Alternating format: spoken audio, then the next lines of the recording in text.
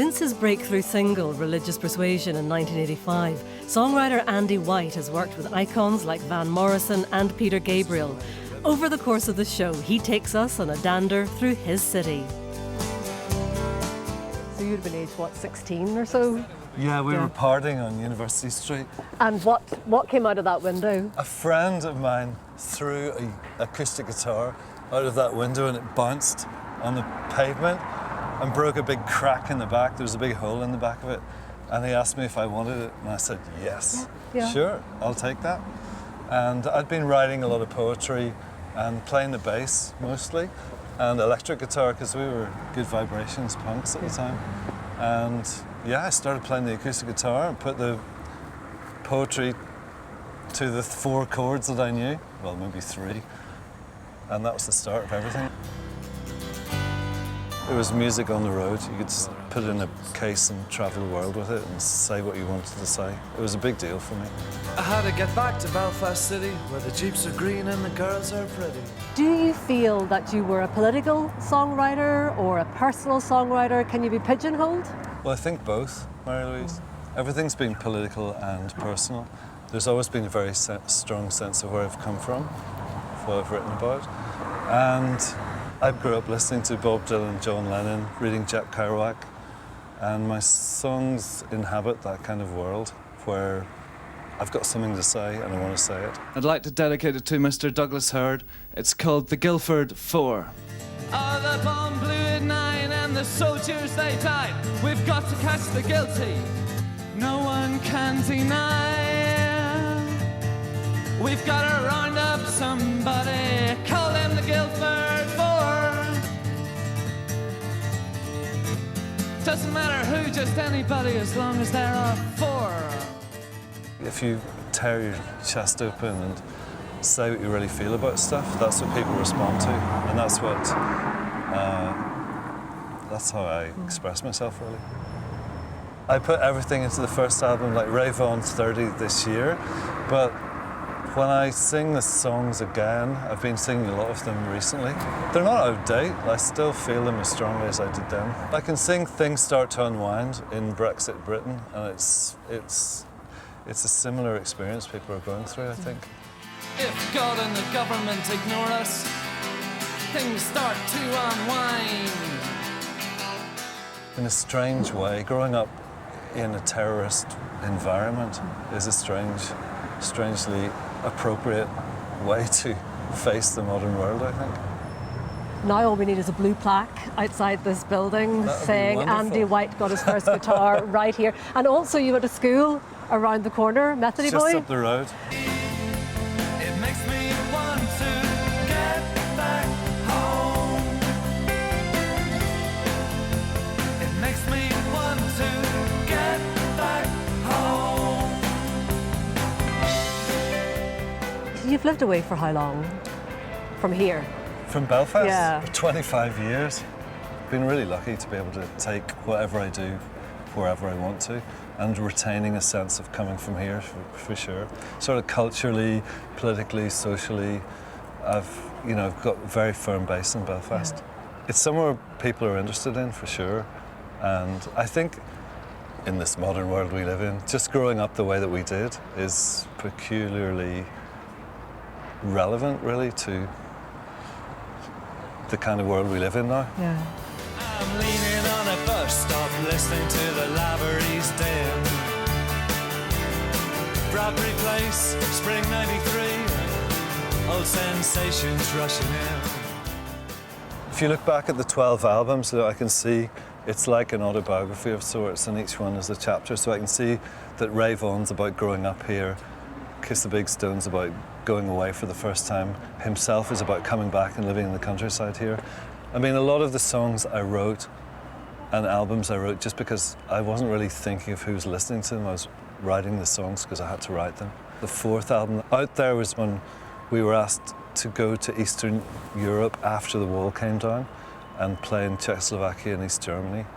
And that was part of the reason we were asked, was because we were from a divided city, and I was saying something about social concerns which chimed with those people there.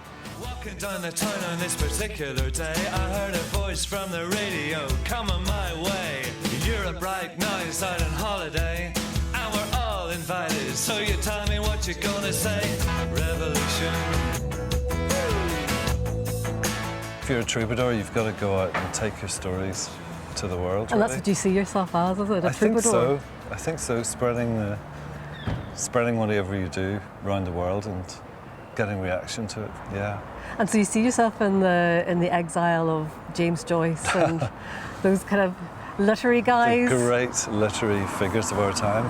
Well, in a way, they had to get out of here, get off the island to feel that they could express themselves in the way that they wanted to. And I've thought similarly. It's 30 years since you stood on a roof in Belfast to launch the Yeah. song that kicked off your career. Yeah, the Whistle Test filmed us playing Religious Persuasion up there. That building there. Yeah, one Saturday morning in 1985. Should have packed my bags, headed off for the coast. Had my time already come to meet the heavenly host. So talk to me about this career that you have had over 30 years. You've got a very unique relationship with your fans, don't you? Well, I was always very independent. I grew up with the spirit of the Good Vibrations punk thing from Belfast, that you could do it yourself. I was just arrogant and young and believed that I had something to say, which nobody else was saying. The mothers do the rain dance, the daughters file for rape, while the lawyers behind closed curtains adjust their red tape. From the very start, I controlled what I did, the master recordings and the writing and we always recorded in Randallstown, we always recorded in Northern Ireland, and just kept it very independent. I said someone's gotta stand up or nothing's gonna change till religion is rearranged. Like, who wants to release a single with as many words on it as Religious Persuasion? Or as Speechless, another song I did on Out There, which is like 8 minutes long. I mean, I believe that you should be able to do those sorts of things, and if you do, then you've got to control your output yourself. In fact, the whole social media and independent record company thing is just a development of that, really. So you're really close to your fans. And you love that. I still meet people at concerts now on the tour I'm just doing of the UK who saw that very first performance up there and say to you, I saw that, and the first album really meant something to me, and I think it's a very precious thing.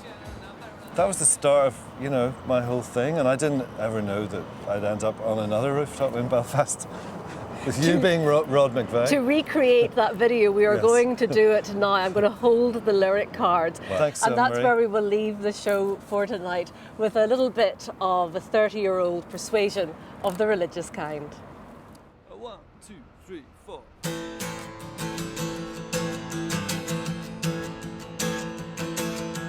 Protestant or Catholic crowd, a voice from the crowd. Not you again, St. Peter, I was thinking aloud. I should have packed my bags, headed off for the coast. Had my time already come to meet the heavenly host. They switched on their halos, adjusted their harps, checked that the blades on the pearly gates were sharp.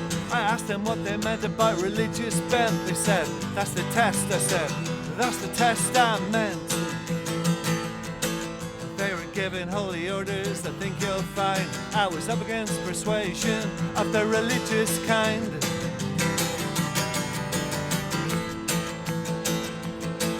It was hailing Marys at the drop of a track. They said the 7 deadly sins were staying around at my flat. I pondered on the churches of England and Rome. I hadn't paid the rent for my spiritual home. Needed guidance from the leaders whose names I knew. Archbishop, whatever he's called now, and John Player number 2.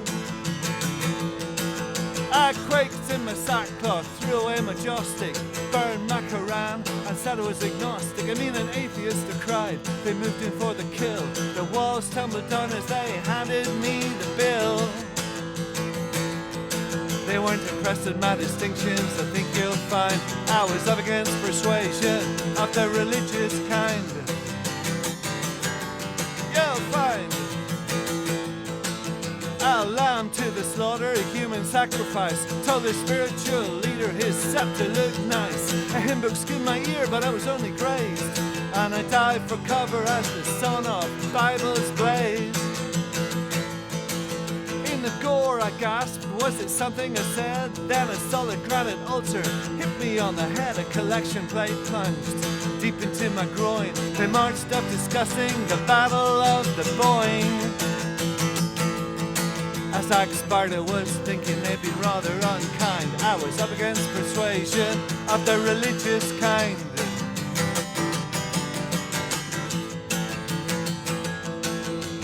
Bleeding and naked, I was somewhat at a loss. The Good Samaritan was out drinking at the sign of the cross.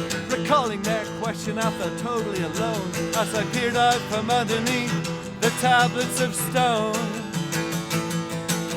In the gutter lay the crushed remains of a Bible. It proclaimed their grievances were purely tribal. It made me see the life